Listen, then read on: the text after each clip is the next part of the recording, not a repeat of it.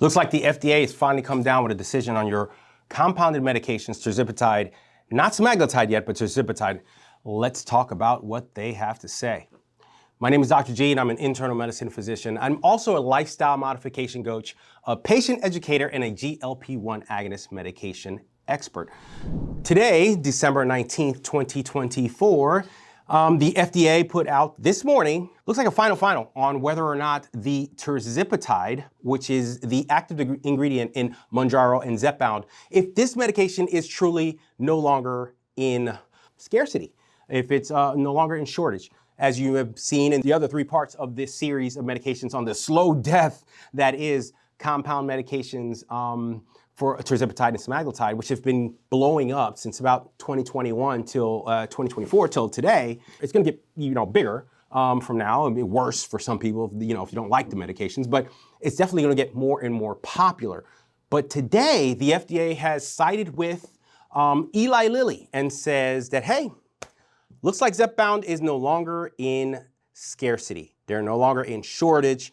So it's come off officially off the shortage list, and they're giving compound medications, weight loss clinics, and doctors who prescribe the compounded medications 60 to 90 days to stop using the medications. They're not going to go after anyone until after that period and allow them to slowly wean their patients off or get them onto the branded medication, whatever way that is.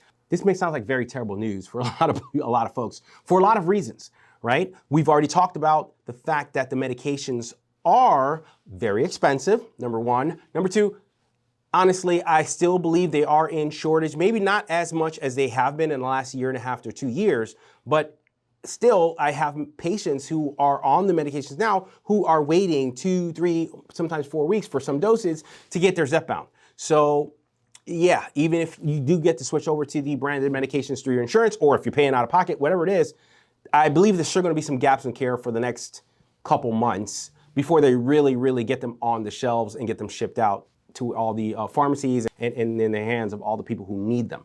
That's number two. And number three, man, what about the folks who just don't have the insurance coverage? We still have commercial insurance do not cover, routinely do not cover, many of their plans do not cover obesity medications.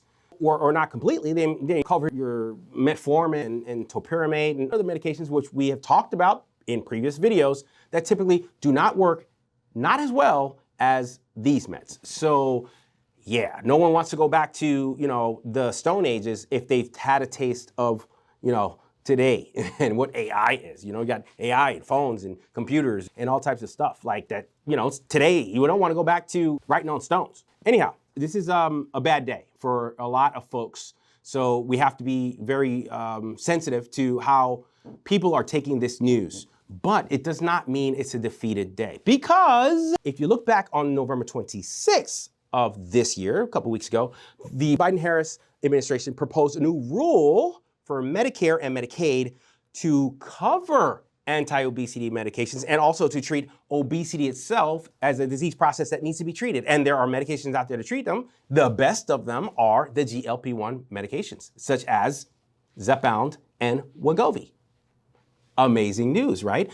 The problem with that is right now, it's a proposed rule that the CMS has not yet taken on, and it looks like it's going to be pushed off onto the next administration, as you know, comes on next month, January 20th, and that there's some back and forth within some of the people in there. I'm not going to name names.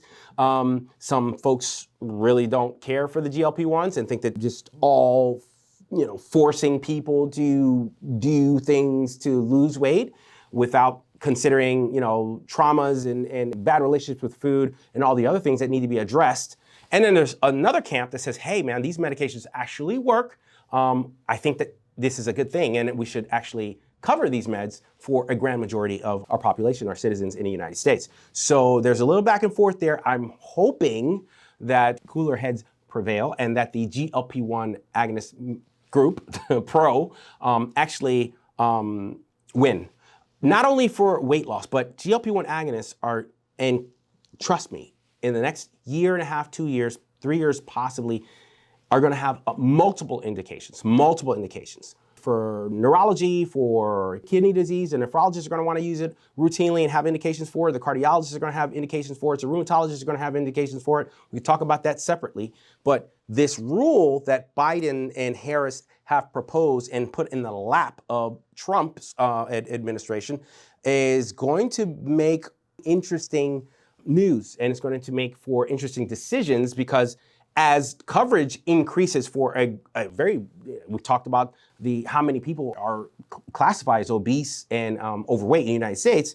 We're talking about, an estimated 3.4 million Americans with Medicare are going to be or can be affected by this. That's the number of Americans that are recognized as having the disease of obesity, which it is absolutely a disease, and they want to treat it as such. So 3.4 million Americans may now be open up in Medicare, maybe open up to the medications if they decide to take on obesity as a disease and obesity medications as one of the ways to treat this disease.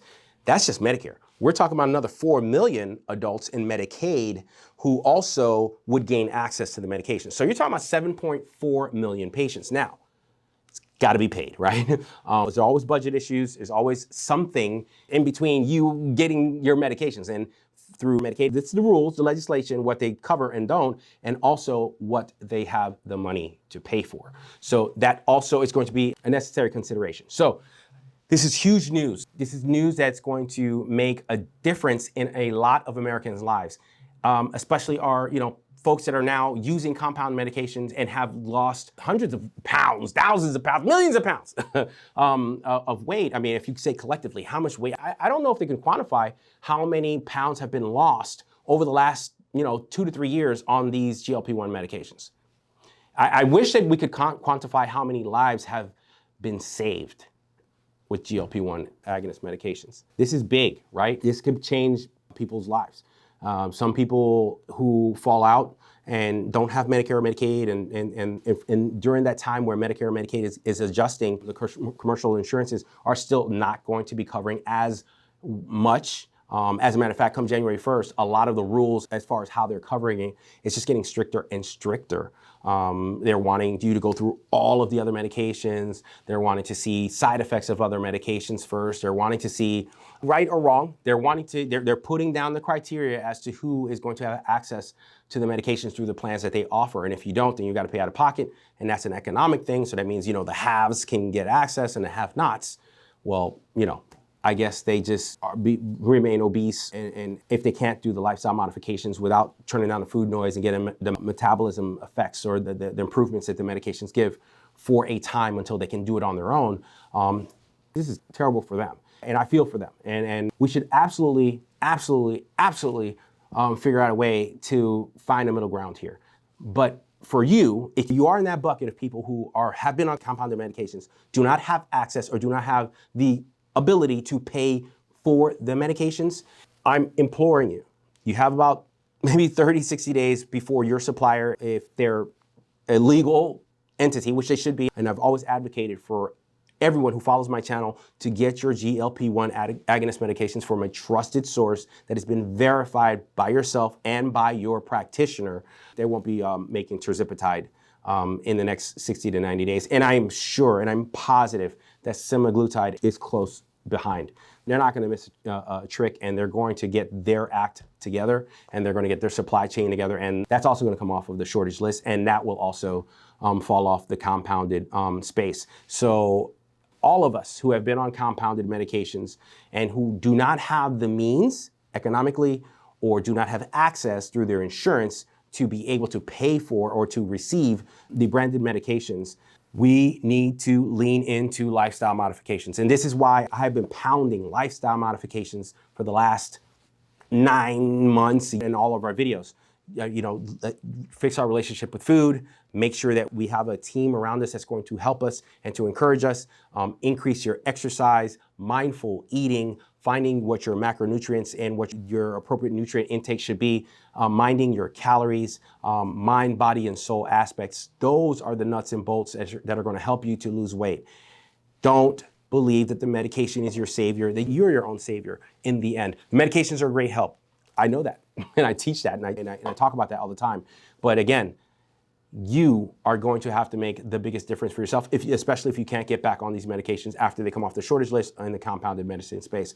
I don't want to say a bad day, but this is a very important day for the American public, I think, because obesity is such a big problem that affects so many different diseases and disease processes and complications. And these medications have come along and have changed the lives of so many people. So I really do hope that our government, I hope that, Medicare does take on the fight of negotiating these prices, does actually make this rule for Medicare to take on obesity as a disease process, and by extension need these medications to treat that disease process for their 3.4 million patients on Medicare and our 4 million patients in Medicaid.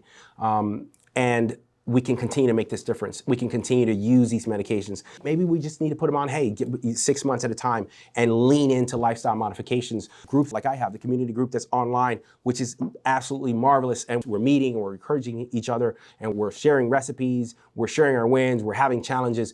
The group is working. But right now it's working, with a lot of people, the entry was the GLP-1 agonist. Plenty of people have come off, but lots of people need to get on it still, have not been on it, but have been on it for a while and need to wean off. I get it. This is not ideal, but let's lean into lifestyle modifications and everything that it entails, because the compounding time is about done. If you'd like to get more information like I just gave you just now, or support in a group setting on my online community group where we do all things lifestyle modifications, check out the link in the description below where you can get a 7-day free trial of the group to see how it is, if it works for you. I'm sure you'll love it. It's free. Why not? Give it a try. Stay healthy. Please stay informed, and I will see you soon.